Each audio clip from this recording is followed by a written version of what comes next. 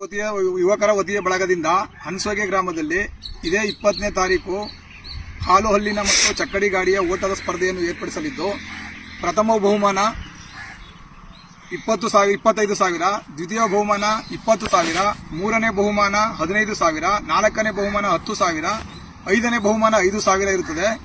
ಹಾಗೂ ವಜ್ರ boys committee ವತಿಯಿಂದ ಈ ಒಂದು ಹನ್ಸೋಗೆಯಲ್ಲಿ ಚಕ್ಕಡಿ ಗಾಡಿಯ ಓಟದ ಸ್ಪರ್ಧೆ ಇರುತ್ತದೆ.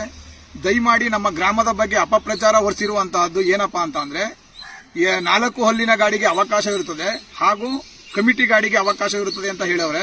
ಅದು ಶುದ್ಧ ಸುಳ್ಳು. ದಯಮಾಡಿ ಯಾವುದೇ ಕಾರಣಕ್ಕೂ 4 ಹಲ್ಲಿನ ಗಾಡಿಗೆ ಅವಕಾಶ ಇರುವುದಿಲ್ಲ ಮತ್ತು ಕಮಿಟಿ ರಾಸಿಗೂ ಅವಕಾಶ ಇರುವುದಿಲ್ಲ.